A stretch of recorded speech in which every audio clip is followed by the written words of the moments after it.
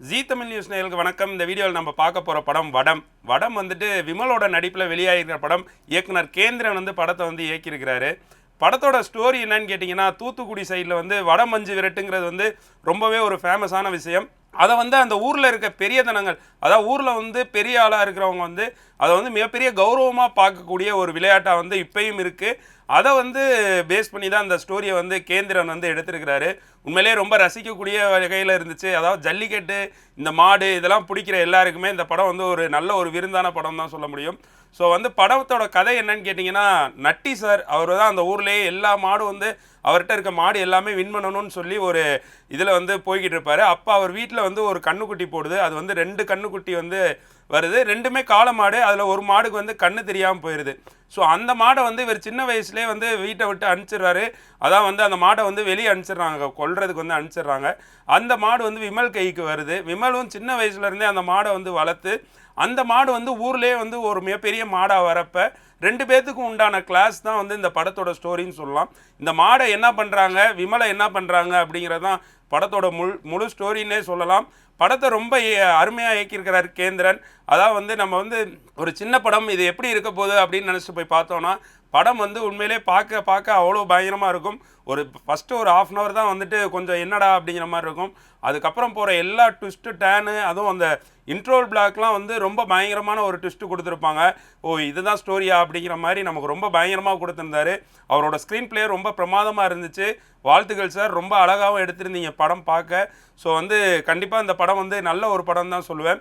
அடுத்து வந்து விமலோட நடிப்பு, விமலை பற்றி சொல்லியே ஆகணும். அவர் வந்து நடித்தார்னா எல்லா படங்களும் வந்து எப்படி கனெக்ட் ஆவார்னே சொல்ல முடியாது. அதுவும் அந்த வில்லேஜ் கேரக்டர்லாம் பக்காவாக பண்ணியிருப்பார். அவரோட படங்கள் எல்லாமே வந்து ரொம்ப ஒரு கேஷுவலான படமாக இருக்கும், ரொம்ப ஜாலியாக இருக்கும். ஸோ அதே மாதிரி தான் இந்த படம். அவரோட அதான் வந்து அந்த மாதிரியே இந்த படத்துலையும் பயங்கரமாக பண்ணியிருப்பார்.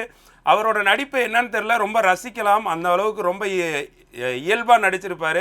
இந்த படத்துலையும் அதே மாதிரி தான் நடிச்சிருக்கிறாரு. எல்லா இடத்துலையுமே வந்து கனெக்ட் ஆகிருப்பார். அதாவது ஊர் சைடில் வளர்ந்த எல்லாருக்குமே தெரியும். அவரோட களவாணி படத்துலேருந்தே நம்ம வந்து மிகப்பெரிய ஃபேன். இந்த படத்துலையும் ஒரு ரொம்ப அழகான நடிப்பு, ரொம்ப ரசிக்க வச்சுருந்தார். அது மாதிரி சான்சிகா அவங்க வந்து ஆல்ரெடி ஒரு படம் பண்ணியிருக்காங்க. இந்த படத்தில் ஹீரோயினாக பண்ணியிருக்காங்க. அவங்கள இந்த படத்தில் ரொம்ப பிரமாதமாக பண்ணியிருக்காங்க. அவங்க தான் இந்த படத்தில் வந்து நிறையா ட்விஸ்ட் டர்னுக்கெலாம் அவங்க தான் வந்து உள்ளே இருப்பாங்க. ஸோ அவங்களோட ஸ்டோரியும் இந்த படத்தில் வந்து நல்லா கனெக்ட் ஆகிருந்துச்சு. மொத்தத்தில் அடுத்து வந்து மியூசிக், இமான் மியூசிக் வந்து சொல்லியே ஆகணும். அவர் போடுற எல்லா மியூசிக்குமே ஒரு டிஃப்ரெண்ட்டாக இருக்கும். இதில் வந்து ஒரு பாண்டிமுனின்னு ஒரு சாங் வந்து, அந்த மாட்டோட பேர் வந்து பாண்டிமுனி. ஸோ அந்த மாட்டுக்காண்டி ஒரு சாங் வச்சுருப்பாங்க. ஸோ அது வந்து அந்த வடமஞ்சு விரட்டில் போடுவாங்க. அதுவும் ரொம்ப என்டர்டெயின்மெண்ட்டாக இருந்துச்சு. மொத்தத்தில் படம் எப்படின்னு கேட்டிங்கன்னா, படம் உண்மையிலே ரொம்ப பிரமாதமான படம். அது வில்லேஜ் சைடில் உள்ள எல்லாருக்குமே ரொம்ப கனெக்ட் ஆகக்கூடிய படம். நம்ம எல்லாருமே பார்த்துருப்போம் ஜல்லிக்கட்டு, அது மட்டும் இல்லாமல் மஞ்சு விரட்டு. இது வந்து வடமஞ்சு விரட்டு. ஸோ அந்த வடமஞ்சு விரட்டை வந்து பற்றி தெரிஞ்சுக்கணுன்னா இந்த படம் பார்த்தா எல்லாருக்குமே புரியும் கொஞ்சம். மற்றபடி கேமரா ஒர்க்கு எல்லாமே வந்து பிரமாதமாக பண்ணியிருந்தாங்க. டெக்னிக்கல் வைஸாக எல்லாமே பக்காவாக பண்ணியிருந்தாங்க. ப்ரொடக்ஷன் வந்து ராஜசேகர், அவர் தான் வந்து ஃபாரின்லேருந்து வந்திருக்கிறார் ப்ரொடியூசர். அவரோட முதல் படம் ரொம்ப பிரமாதமாகவே பண்ணியிருக்காருன்னு சொல்ல முடியும். அந்தளவுக்கு அவர் எஃபர்ட் போட்டு இந்த ஸ்டோரியெல்லாம் அவர் செலக்ட் பண்ணதுக்கு அவருக்கு வந்து ஒரு வாழ்த்துக்கள் சொல்லணும். ஏன்னா இந்த மாதிரி ஸ்டோரியெல்லாம் யாரும் எடுக்க மாட்டாங்க.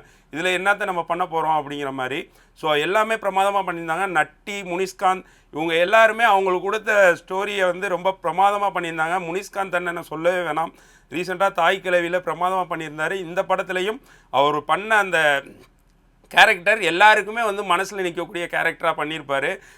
ஏன்னா வந்து அவங்க ஒரு பொண்ணுக்காக அவங்க எவ்வளோ வேதனைப்படுவாங்கிறது வந்து கண்டிப்பாக அந்த படம் பார்க்குறப்ப எல்லாருக்கும் புரியும். ஏன்னா அதில் வந்து நிறையா ட்விஸ்ட் இருக்குது. ஸோ கண்டிப்பாக இந்த படம் வந்து ஒரு நல்ல ஒரு ஹிட் ஆகக்கூடிய படம். தமிழ் சினிமாவில் வந்து ஒரு சின்ன படங்களில் இந்த வடமும் வந்து ஒரு சூப்பர் படம். ஸோ இந்த வாரம் வந்த ஒரு படங்கள் லிஸ்ட்லேயே வடம் வந்து நான் பார்த்ததில் ரொம்ப ஒரு பிரமாதமாக இருந்துச்சு. ஸோ கண்டிப்பாக எல்லோரும் ஃபேமிலியோடு போய் பார்த்து இந்த படத்துக்கு வந்து நல்ல ஒரு சப்போர்ட் கொடுங்க.